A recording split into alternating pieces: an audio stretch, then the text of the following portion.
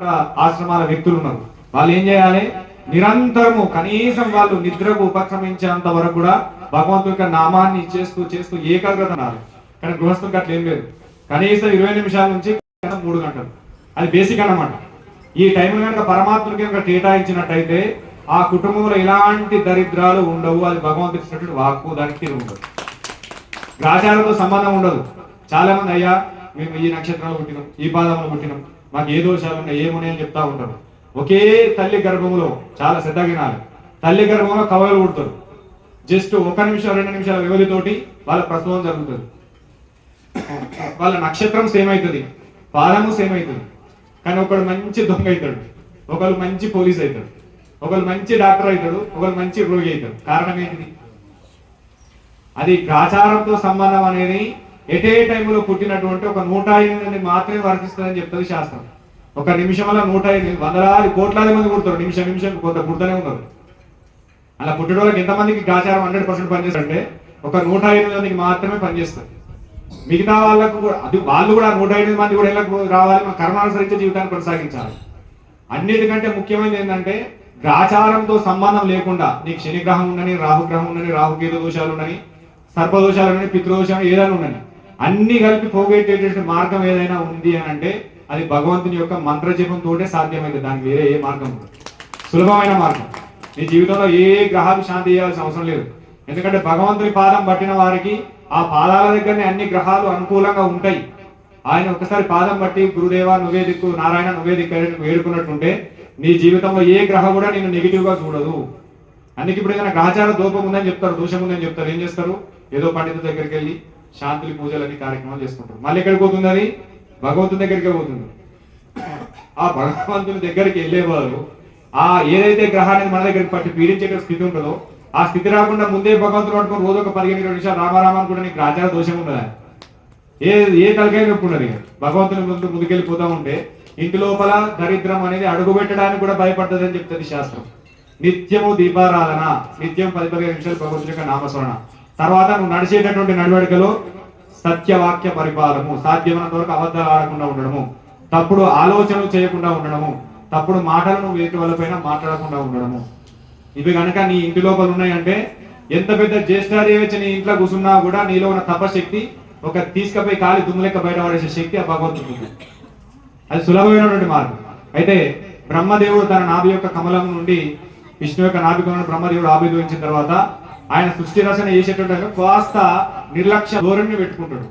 ఏదో నా పని నేను చేసుకుంటూ పోతున్నా, ఏమేమి జరుగుతుంది నాకేదో చేసుకుంటూ పోతేసరికి ఒక్కసారి ఆయనకు కునుకు పుట్టినట్టు అవుతుంది. ఏంటిది? అది నిద్ర వచ్చినట్టు అవుతుంది. మనం హోమం చేసేటప్పుడు చాలా మందికి నిద్ర వస్తుంది. ఎందుకంటే స్వామి హోమం చేస్తే కనీసం 1 నుంచి 1.5 పడుతుంది. మూలమంత్రం కనుక స్టార్ట్ చేస్తే ఎక్కడైనా సరే 1.5 నుంచి మొదలుకుంటే కనీసం 4-5 గంటలు పట్టిన సందర్భాలు కూడా చాలా ఉన్నాయి. ఎందుకంటే అట్లా చేస్తేనే హోమం ఒక 5 నిమిషాలు చేసేసి మూలమంత్రాలు చెప్పి లేకపోతే నవగ్రహ శ్లోకాలు చెప్పేసి పూర్ణావతి ఇచ్చేస్తే అది చేసినటువంటి అగ్నిహోత్రానికి కూర్చున్నటువంటి ఆ హోతకి ఇబ్బంది పెడుతుంది. అది చాలా మందికి తెలియదు. చాలా మంది చేస్తూనే ఉంటారు 10 నిమిషాలు. ఇప్పుడు చాలా ట్రెండ్ ఎట్లా అయిపోయిందంటే ఎంత తక్కువ సమయంలో హోమం చేస్తే అంత గొప్ప పంతులు, అంత గొప్ప మేధావి, ఆ రకంగా అయిపోయింది. అక్కడ ఎవరు నష్టపోతారు అంటే యజమాని నష్టపోతాడు, చేసినటువంటి హోత నష్టపోతాడు. ఎందుకంటే ఒక వ్యక్తి దగ్గర ఒక నెగిటివ్ శక్తి ఉన్నది అంటే ఆ శక్తిని నువ్వు తీయాలనుకుంటే అది నీకన్నా రావాలి, ప్రకృతిలోనే కలవాలి, లేకపోతే హోమంలో భస్మం అయిపోవాలి. ఈ 3 జరగాలంటే ఏం చేయాలి? అయితే రోగి దగ్గర ఉండాలి. అది చేసినటువంటి వ్యక్తి దగ్గరకు వచ్చి ఆయన తపశక్తి ద్వారా భస్మం కావాలి, లేకపోతే సృష్టిలో ఎక్కడో ఒక దగ్గర ఉండాలి. ఎక్కడ లేదు అంటే మాత్రం అసాధ్యం. అంటే ఆ ఒక వ్యక్తికి సమస్య ఉన్నది, మనం శాంతి చేపిస్తున్నాం, లేదా ఆ వ్యక్తికి ఒక క్రియ చేస్తున్నాం. ఆ వ్యక్తిలో ఉన్నటువంటి శక్తిని ఏం చేయాలి? నీ తపశక్తి ద్వారా నువ్వు తీసుకొని దాన్ని భస్మం చేయాలి. అట్లా లేదు, ఏమైపోతుంది? ఆచరణ నుంచి వచ్చినటువంటి ఆ శక్తి అనేది నిన్ను పట్టుకొని ఏం చేస్తుంది? సాధకుని పీడిస్తుంది, కుటుంబాన్ని పీడిస్తుంది. తర్వాత మళ్ళీ చేసిన వాళ్ళ దగ్గర కూడా పోతుంది. ఎవరైతే చేపించుకున్నారో వాళ్ళ దగ్గర కూడా తిరిగి ఆడికే పోతుంది. పోయి మళ్ళీ వాళ్ళకి ఇబ్బంది పెడితే వీళ్ళకి ఇబ్బంది పడుతుంది. సమాజంలో ఇప్పుడు ఉన్నటువంటి వ్యవస్థలో 90% అదే జరుగుతుంది. 90% అదే ఉన్నది. ఎందుకంటే వాళ్ళకి తొందరగా అయిపోవాలి, వీళ్ళకి తొందరగా కావాలి. వాళ్ళ పెళ్లి ముహూర్తాలు కూడా బలాలు లేని ముహూర్తాలే 90% అవే. మాకు ఇప్పుడు తొందరగా పెళ్లి ఖాయమైంది, పెళ్లి అయిపోవాలి. మన ఇక్కడ పక్కనే మాకు ఒక గ్రామం ఉంటుంది. ఆ గ్రామంలో ఒక జన్మతారతోటి పెళ్లి పెట్టింది. తారాబలం అనేది ఉంటుంది. అలా జన్మతారతోటి పెళ్లి పెట్టిన తర్వాత పత్రిక నా దగ్గరికి వచ్చింది. ఆ కుటుంబ సభ్యులు నాకు చిన్నప్పటి నుంచి నాకు ఆత్మీయులు, చాలా ఆత్మీయులు. ఆ పత్రిక చూసిన తర్వాత మళ్ళీ ఇట్లా ఈ విషయంలో ఎట్లుంటారంటే ఇంటికోడి పప్పుతోటి సమానం. ఢిల్లీ నుంచి చచ్చిపోతారు, మహారాష్ట్ర నుంచి చచ్చిపోతారు, ఎక్కడెక్కడ బయట దేశాల నుంచి, మన సింగపూర్ నుంచి వచ్చి కూడా హోమం చేసుకొని పోయారు. అంత దూరం నుంచి వచ్చి ఇక్కడ ఉన్నటువంటి వ్యవస్థను పట్టుకొని దాని నుంచి లబ్ధి పొందేటువంటి ప్రయత్నం చేస్తున్నారు. ఇక్కడ ఉన్నటువంటి వ్యక్తికి ఏమైపోయిందంటే ఆ పత్రిక నా దగ్గర పట్టుకొచ్చిన తర్వాత పత్రిక చూసి, మీరు ఎన్నో రోజుల నుంచి నాకు ఆప్తులు, ఈ పత్రికలు ఉన్నది జన్మతార పెట్టేసింది, ఇది ఎన్ని రోజులకు ఉన్న ప్రమాదకరం. అయితే దాని ప్రమాదం ఎట్లా జరుగుతుంది? ఆలోచన చేసిన తర్వాత వివాహం జరిగిన తర్వాత 3 గంటలు లేదా 3 రోజులు లేదా 3 నెలలు లేదా 3 సంవత్సరాలు పక్కా ఇది 3 సంవత్సరాల వ్యవధి దాటది. శాస్త్రంలో తప్పు ప్రకారంగా నేను చెప్పడం కాదు, శాస్త్రంలో లిఖించబడి ఉన్నది. పెద్దల యొక్క ఋషి యొక్క వాక్యం, అది ఋషి యొక్క వాక్ ఇచ్చున్నది కాబట్టి తప్పనిసరి శాస్త్ర ప్రకారంలో ఎక్కడైనా నువ్వు అధర్మాన్ని కనుక పాటించుంటే 3 గంటలు 3 రోజులు 3 నెలలు 3 సంవత్సరాలు ఈ దాంట్లో చేయించుకున్న వాడని అనుభవించాలి, చేసిన వాడని అనుభవించాలి, తప్పనిసరి ఉంటుంది. అది ధర్మం.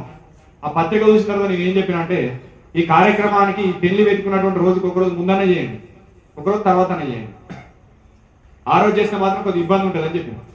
వాళ్ళు ఏమంటారు, మేము అన్ని మాట్లాడుకున్న సమయం అన్ని మరి పనులు అయిపోయినాయి, ఏం చేద్దామన్నా మా దగ్గర ఏం లేదు, ఖచ్చితంగా చేయవలసిందే అని చెప్తారు. ముందైతే చెప్తాను, ఎందుకంటే మీరు నాకు ఆత్మీయులు ఎన్నో రోజుల నుంచి నా దగ్గరికి వచ్చే, నాకు నా ఇంటి లోపల నా అక్క లెక్క చెల్లెక్క పెరిగినటువంటి వ్యక్తులు, మీరు తప్పనిసరిగా కొద్దిగా జాగ్రత్త వహించుని అని చెప్పాను. ఏదైనా కానీ స్వామి ఏదైనా భగవంతుడే మా కారు పెట్టుకుంటే గట్ట అవుతుంది అని చెప్పాను. ఇది ఏమైంది? తెలిసి అగ్గిని ముట్టుకున్నట్టు ఉన్నది. తెలియక ముట్టుకుంటే దానికి మందు పెట్టుకుని రామారామ అనుకోవచ్చు, ఏం కాదు. తెలిసి ముట్టుకుంటే మూర్ఖుడు అంటారు, తెలియక ముట్టుకున్న నుంచి అజ్ఞాని అనొచ్చు. అజ్ఞానికి మూర్ఖుడికి చాలా తేడా ఉంటుంది. మనం చెప్పినాం, వాళ్ళకి తెలియకపోయినా కూడా చెప్పిన. వివాహం అయిపోయినంత బాగైంది, పెళ్ళైన తర్వాత నెల రోజుల నుంచి ఓం నమ శివాయ యుద్ధం స్టార్ట్ అయింది. ఇంట్లో ఎవరికి? 2 కుటుంబాలకు, భార్యాభర్తలకు అన్ని రకాలుగా స్టార్ట్ అయిపోయింది. బరాబరి సంవత్సరము 8 నెలలు అంటే 20 నెలల వ్యవధిలో అమ్మాయి సూసైడ్ చేసుకుంటే ఓ నిమిషం. మళ్ళా తర్వాత అయిన తర్వాత మొన్నొచ్చి మీరు చెప్పింది ఇక్కడ పత్రిక కూడా నాకు పెట్టిన పత్రిక మళ్ళీ ఒకసారి పెట్టారు, ఎందుకంటే నేను అప్పుడు మర్చిపోయిన ఉండదని చూసిన.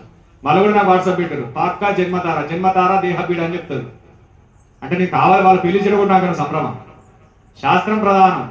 ఆ శాస్త్రం ఇటు దేహపీడ అంటే మరణం, రోగం అన్నది.